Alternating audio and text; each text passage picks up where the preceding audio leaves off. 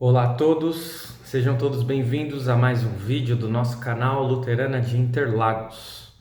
Quero que você se sinta à vontade para participar deste vídeo, podendo colocar também seus comentários, suas dúvidas.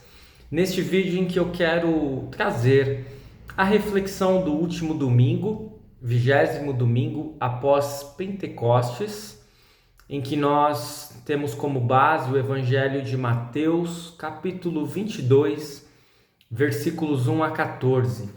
Mateus 22, 1 a 14, que traz a parábola da festa ou a parábola da festa de casamento.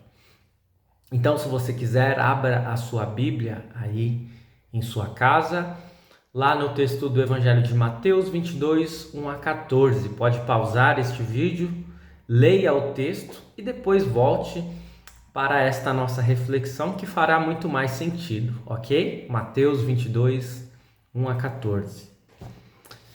Pois muito bem, feita a leitura, eu trago um pouco da reflexão do último domingo. Pense aí, eis que você prepara uma festança para muitos convidados. Você contrata um buffet, faz uma decoração estupenda, contrata os melhores chefes para prepararem o melhor dos banquetes e tudo está preparado no capricho. Comida, mesas, cadeiras, músicos ou DJs para animar a sua festa.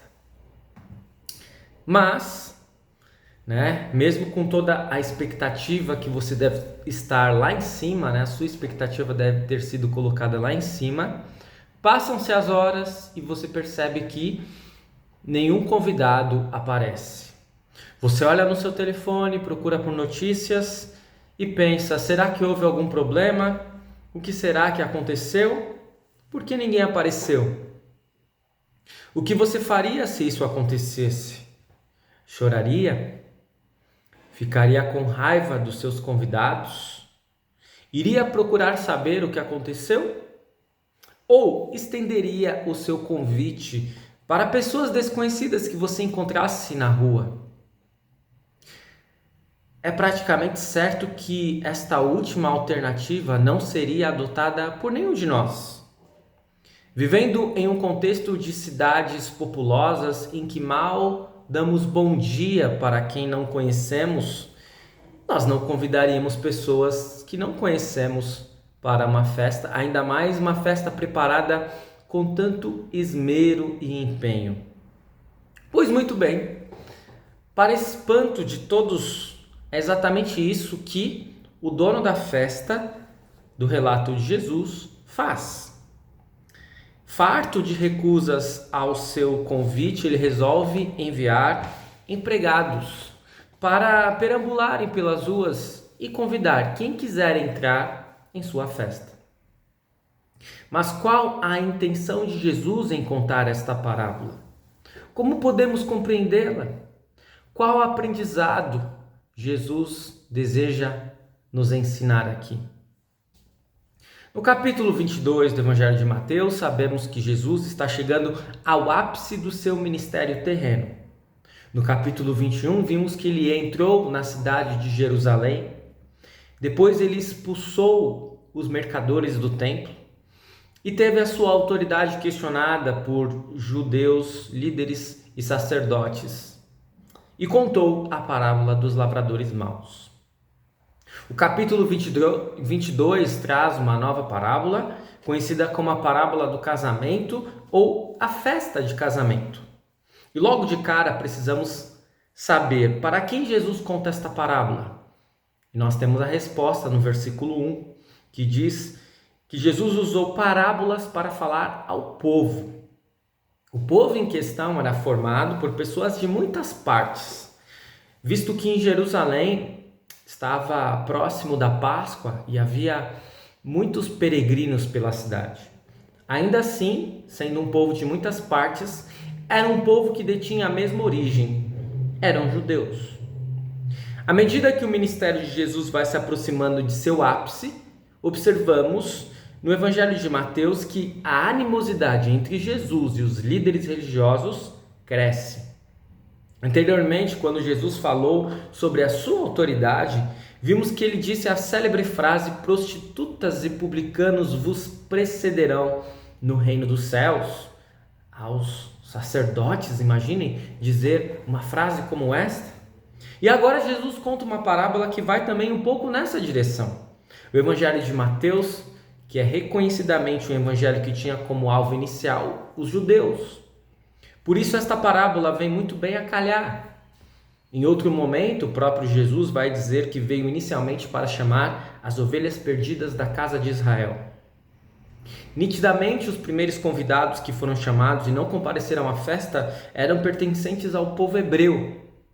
Ainda que o convite seja feito para todos, que Deus deseja a salvação de todos. Nós sabemos que há um chamado inicial aos hebreus. No entanto, grande parte deles recusam o convite e não comparecem à festa. Destaque para as justificativas que os convidados ausentes tiveram. Diz o texto que os convidados iniciais não se importaram com o convite, preferiram tratar de seus negócios. Um foi para a fazenda, outro para seu armazém. E outros fizeram pior. Agarraram os empregados do dono da festa. Bateram neles e os mataram. E claramente esta é uma alusão ao que os hebreus fizeram com os profetas do Antigo Testamento, que anunciaram a salvação antes de Jesus encarnar e vir ao mundo. Ao invés dos israelitas receberem bem os profetas e aceitarem quando eles tinham reprimendas a fazer, por conta de pecados cometidos, os hebreus recusaram-se a dar ouvidos a eles. E para piorar, não satisfeitos em dar de ombros e seguir por caminhos tortuosos, se utilizaram de violência para com eles e até mesmo assassinaram profetas. A reação do rei é uma reação dura e justa. Diz o texto que ele fica com tanta raiva que manda matar aqueles assassinos e incendiar a cidade deles.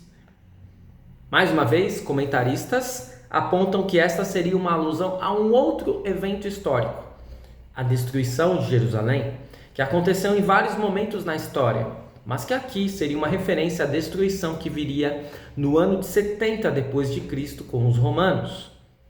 No entanto, o rei, que tinha justos motivos para fechar o seu salão e se recusar a convidar qualquer outra pessoa, resolve enviar os seus empregados pelas ruas e convidar qualquer pessoa que encontrarem. De certo modo, podemos depreender com esta parábola que todos, sem exceção, serão chamados para a festa. E eu não estou falando de qualquer festa, mas de um banquete real e farto. Contudo, mesmo um convite para uma festa inigualável será recusado por muitos que não irão participar do banquete. Outros irão até aceitar o convite, mas não estarão trajando a roupa adequada e serão expulsos da festa. E aí nós nos deparamos com palavras de juízo no texto que dizem assim: o rei disse aos empregados: amarrem os pés e as mãos deste homem que não está com a roupa adequada e o joguem fora, na escuridão, e ali ele vai chorar e ranger os dentes de desespero. A conclusão da parábola pode ser bem enigmática, se nos apegarmos apenas às palavras que dizem: pois muitos são convidados, mas poucos são escolhidos. É até estranho e aparentemente não faz muito sentido. Por que alguém convidaria tanto, mas escolheria tão pouco? E aí?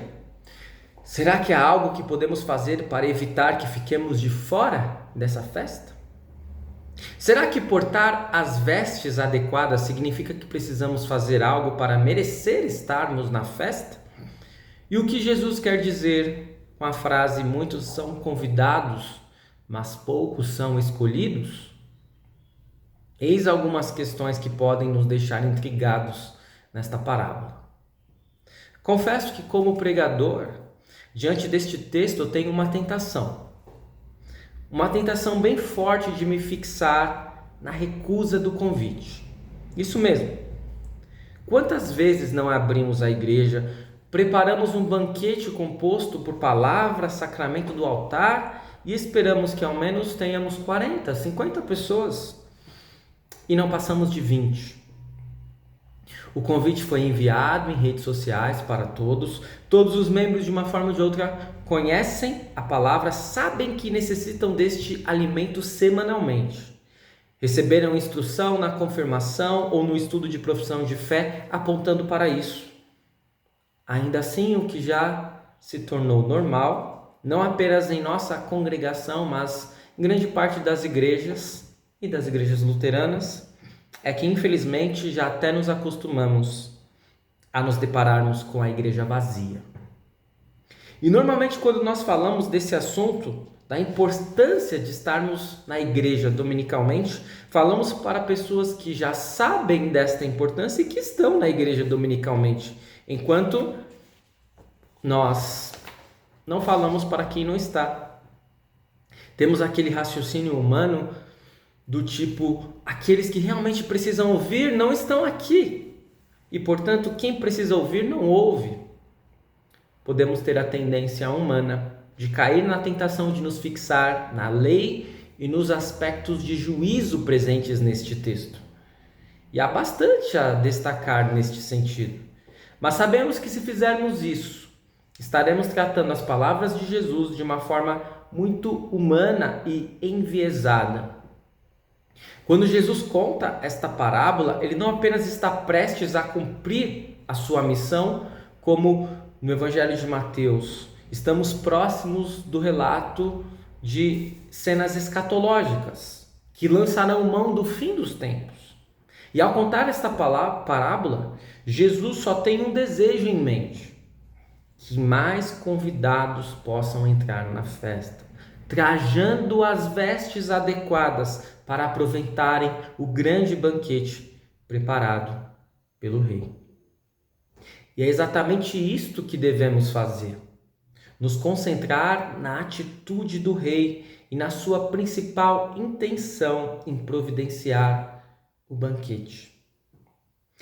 Por isso, amados no Senhor, se os israelitas estão representados em sua grande maioria pelos primeiros convidados que recusaram o convite, podemos nos sentir privilegiados, pois fazemos parte do grupo que foi chamado depois.